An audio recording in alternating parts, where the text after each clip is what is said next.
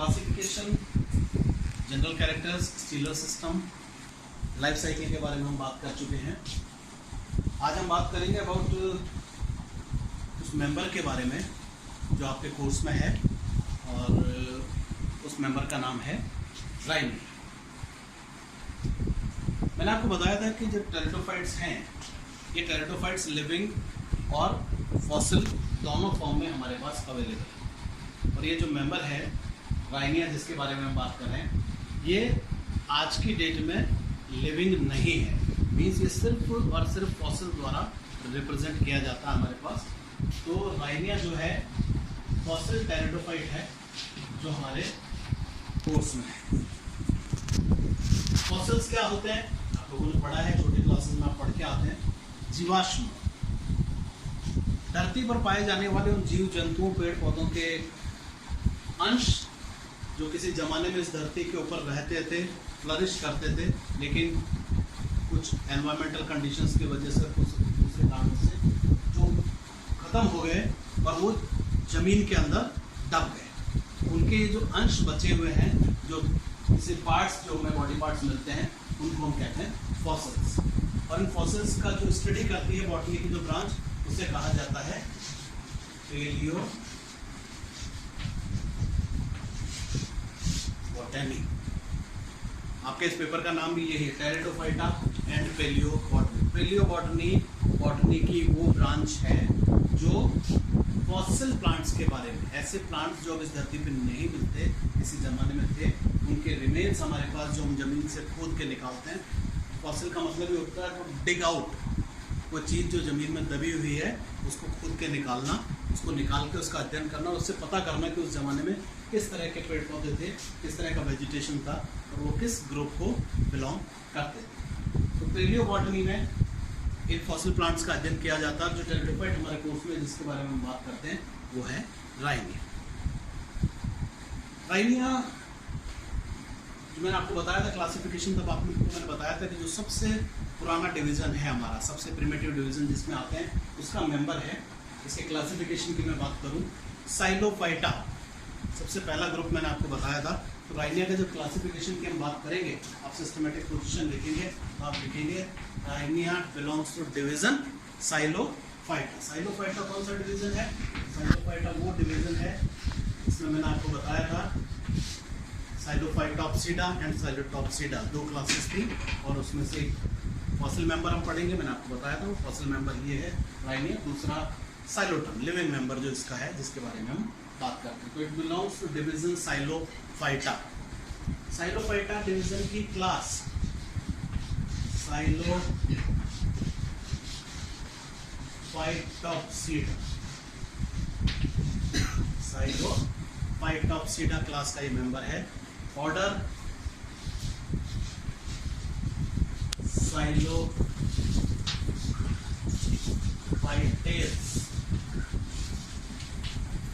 Family राइनियेसी है, लेकिन family चूंकि आपके कोर्स में नहीं है, हमारे यहाँ जो है क्लासिफिकेशन है वो ऑर्डर लेवल तक का क्लासिफिकेशन अपने को पढ़ना है। तो साइलोफाइटा डिवीजन की साइलोफाइटॉप्सिडा क्लास के साइलोफाइटेस ऑर्डर में ही आता है। और फिर लास्ट में जब हम बात करते हैं तो हम लिखते हैं जीनस। जीनस आप जानते हैं वो है राइनिया। तो राइनिया आपको समझ में आ गया कौन किस प्लांट ग्रुप, किस डिवीजन का मेंबर होगा, और उसके कैरेक्टर्स भी वैसे ही होंगे। मैंने जब आपको बताया तो मैंने आपको बताया था साइलोफाइटा मोस्ट प्रिमिटिव डिवीजन है टेरिडोफाइटा का। ये वो प्लांट्स हैं जिनके अंदर रूट्स एब्सेंट होती हैं, लीव्स भी कुछ मेंबर्स में, ज़्यादातर मेंबर्स में और एब्सेंट है। अगर किसी में प्रेजेंट है तो वो बहुत छोटे फॉर्म में, अनडेवलप्ड फॉर्म में प्रेजेंट रहती है। तो प्लांट बॉडी स्पोरोफिटिक है ऑफकोर्स, लेकिन रूट्स एब्सेंट होंगी, उनकी जगह क्या प्रेजेंट होंगे? राइजोइड्स। और यही शो करता है कि जो टेरिडोफाइटा का ओरिजिन है वो ब्रायोफाइटा से हुआ। ब्रायोफाइटा में आप जानते हैं कि जो रूट्स होती है वो एब्सेंट होती है, उनकी जगह क्या प्रेजेंट होते हैं? राइजोइड्स। थोड़ी सी बात करें राइनिया के बारे में। राइनिया कहाँ मिला, कैसे मिला, क्यों मिला? तो एक साइंटिस्ट हुए हैं किट्सन एंड लैंग, 1917 में इन्होंने सबसे पहली बार राइनिया के बारे में हमको बताया। इन्होंने इसको डिस्कवर किया। कहाँ से डिस्कवर किया? स्कॉटलैंड से। स्कॉटलैंड से इन्होंने इसको डिस्कवर किया। स्कॉटलैंड में एक जगह है राइनी चर्च, राइनी चर्च, और उसी के नाम पे इसका नाम रखा उन्होंने राइनिया। तो Rhynia was discovered by Kidston and Lang in 1917 from Rhynie chert village in Scotland. Rhynie chert एक जगह है वहाँ पे, वहाँ से इसको इन्होंने खोद के निकाला। सेडिमेंट्री रॉक्स आप जानते हैं, उन रॉक्स के अंदर और बहुत अच्छे वेल प्रिजर्व्ड फॉर्म में ये हमारे पास अवेलेबल है। इस राइनिया के उन्होंने एक्चुअली 2 स्पीशीज की खोज करी। राइनिया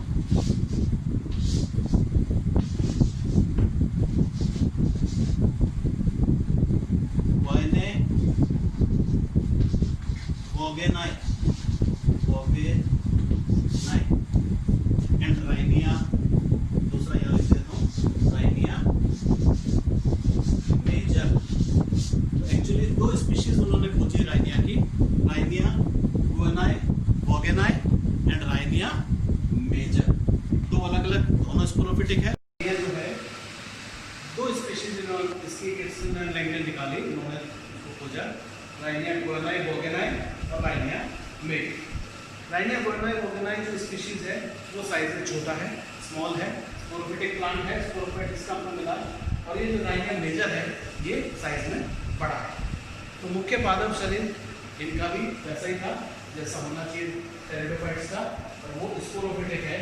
और लेकिन यहाँ पर क्या होगा, रूट्स एब्सेंट है, रूट्स आर नॉट देयर। तो प्लांट को अगर हम देखें तो आप देखेंगे जो स्टेम है वो जमीन के साथ साथ चलने वाला है। और ये इसके अंदर आप देखेंगे यहाँ पर नीचे से कई जगहों से इस तरह से राइजर्ड्स के गुच्छे आपको दिखाई देंगे, टफ्ट्स में रहता है ये। और फिर आगे जाके ये जो हमारा स्टेम है, जो क्रीपिंग स्टेम जिसको हम कहते हैं, ये फिर ऊपर सीधा इरेक्ट हो जाता है, सीधा खड़ा हो जाता है। जो जमीन के साथ साथ चलने वाला है उसके लोअर पार्ट से निकलेंगे राइजर्ड्स, जो रूट्स नहीं है तो राइजर्ड्स एंकरिंग का और एब्जॉर्प्शन का काम करेगी, प्लांट के एंकरिंग और एब्जॉर्प्शन का काम करेगी। और ये जो इरेक्ट पार्ट है, अब ये भी क्या आगे जाके डाइकोटोमसली ब्रांच हो जाएगा। आप देखेंगे इस तरह से इसमें डाइकोटोमस ब्रांचिंग दिखाई देगी। और इन ब्रांचेस के इरेक्ट स्टेम पार्ट है हमारा, इसके ऊपर जाके आप टर्मिनल पोजीशन पे आप देखेंगे स्पोर प्रोड्यूसिंग ऑर्गन यहाँ पर आपको इस तरह से लगा हुआ दिखाई देगा, लाइक ये देखिए। तो जो स्पोर प्रोड्यूसिंग ऑर्गन है, जो स्पोरेंजियम जिसको हम कहेंगे, ये जो स्पोरेंजियम है ये टर्मिनल होता है पोजीशन। ये जो लेटरल ब्रांचेस आप देख रहे हैं, जो ब्रांचेस का फॉर्मेशन हो रहा है, ये वो ब्रांचेस हैं उनमें जब आगे स्टडी किया तो पता चला कि इनके अंदर यहाँ से जो हमारा मेन सिलेंडर, मैंने आपको स्किन के बारे में बताया था कि बीच में सेंट्रल एक्सिस में जो जाइलम फ्लोएम होता है, वहाँ से इनमें किसी तरह की सप्लाई लाइन नहीं जा रही। तो ऐसा माना जाता है कि ये जो ब्रांचेस थे, छोटे छोटे जो ब्रांचेस बन रहे हैं, बेसिकली ये वेजिटेटिव रिप्रोडक्शन के काम आती थी।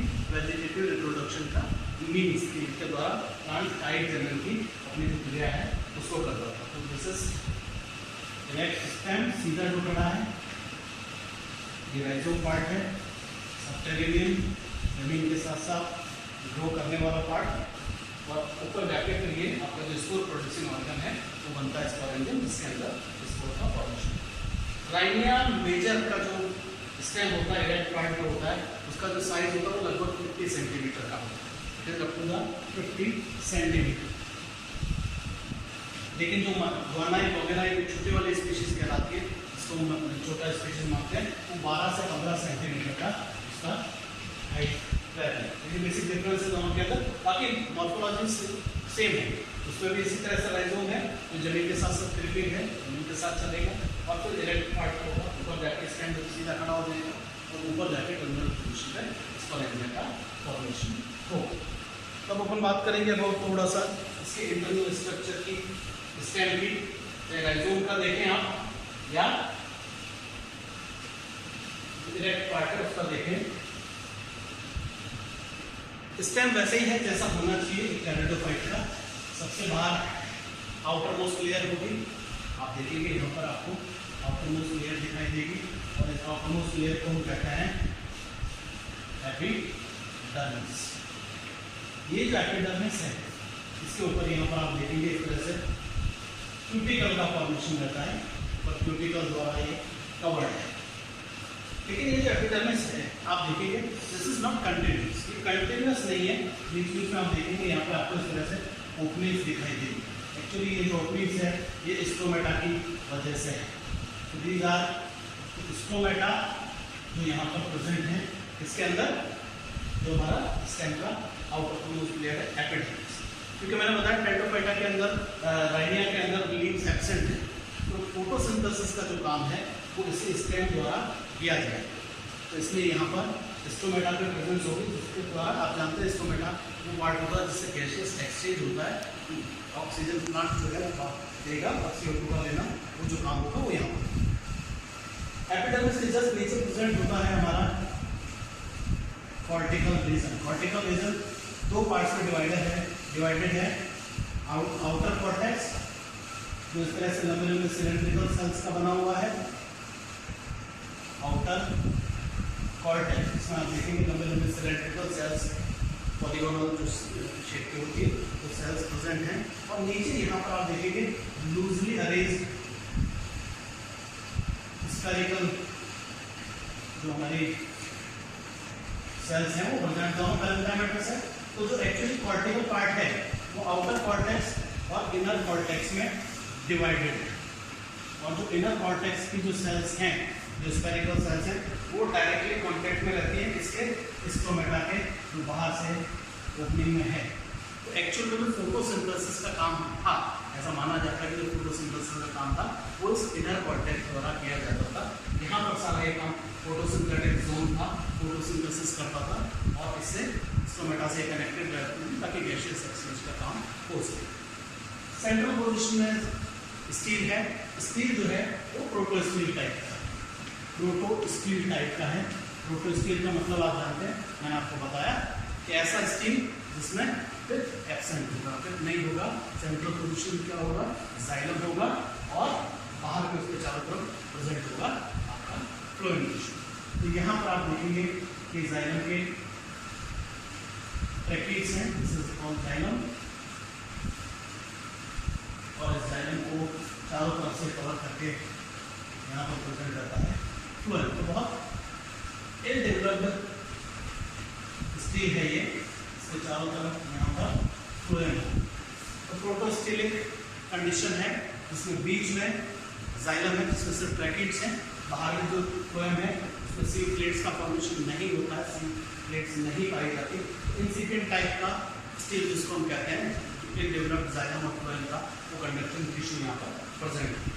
तो इंटरनल स्ट्रक्चर जो देखते हैं वो इंटरनल स्ट्रक्चर यही बताता है कि प्रोटोस्टीलिक था, लीव्स नहीं थी, लीव्स के नहीं होने से इनर कॉर्टेक्स फोटोसिंथेसिस का काम करता था, फोटोसिंथेसिस को जो फंक्शन था परफॉर्म करता था, और प्रोटोस्टीलिक कंडीशन सिस्टम में।